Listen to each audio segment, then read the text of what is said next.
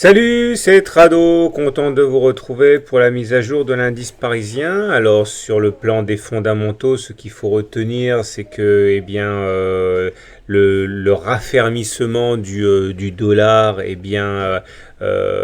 bénéficie aux exportateurs en euros, puisque le dollar qui se raffermit, c'est l'euro qui s'affaiblit et donc nos exportations qui sont rendues plus faciles. Ça c'est bien. Et puis également, il faut savoir qu'actuellement, le marché américain est en train de corriger aujourd'hui à 17h45. Et ça, c'est dû au fait que les bons chiffres dans l'emploi augmentent encore plus les chances pour que la Fed mette fin à sa politique accommodante sur la politique monétaire. Et donc voilà pourquoi on a également perdu pas mal de terrain depuis l'ouverture des marchés US. Alors ça, c'est pour les fondamentaux, mais bien sûr, ce qui nous intéresse, nous, c'est le technique.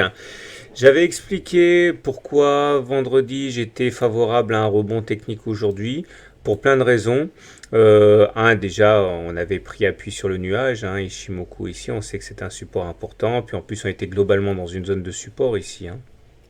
Regardez, je vous rappelle, quand on bute sur une zone, ça s'appelle une résistance, une fois que c'est cassé, il y a un changement de polarité et ça devient support et c'est ce qui se passe avec cette zone. Donc c'était normal que graphiquement on ait du soutien, mais c'est aussi parce qu'on avait ce fameux setup Tradobull que j'aime bien, qui est celui-là, c'est-à-dire que quand on fait une bougie entière comme ça, sans toucher la Bollinger inférieure, généralement dans la foulée, il y a une réintégration des Bollinger, c'est-à-dire qu'on clôture entre la Bollinger inférieure et la Bollinger supérieure, avec en ligne de mire un ralliement rapide de la M7.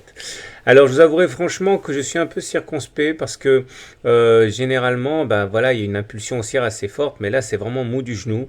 Et regardez la longue mèche haute, ça veut dire qu'on termine beaucoup plus bas que les plus hauts du jour.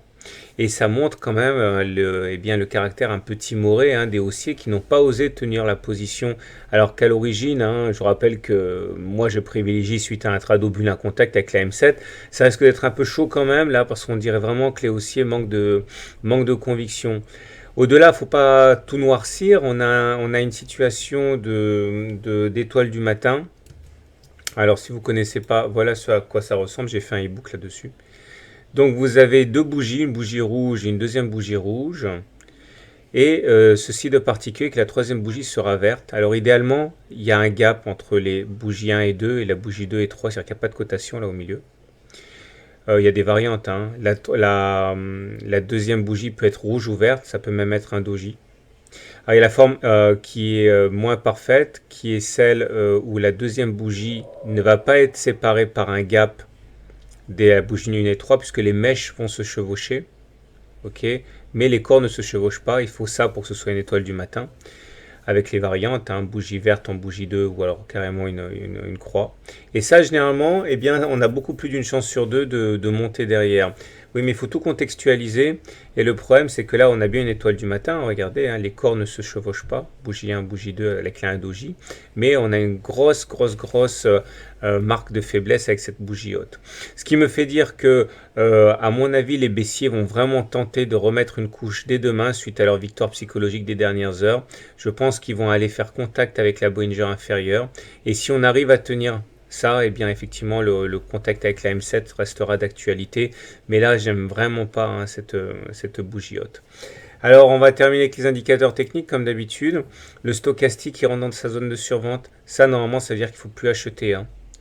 Surtout que le MACD est sous son signal, que le momentum, il est négatif et que le CCI est dans sa zone de survente. Donc, on a vraiment globalement un terreau très négatif. Donc, pour faire simple, vous avez compris, la tendance est baissière. On est dans une configuration haussière de très court terme avec l'étoile du matin. Mais eu égard la longueur de la mèche haute, j'anticipe quand même demain, avant d'aller chercher la M7 éventuellement, que les baissiers attaquent la Bollinger inférieure. Voilà ce que je pouvais dire pour la journée. Je vous souhaite une bonne journée, de bons trades et à demain pour la mise à jour.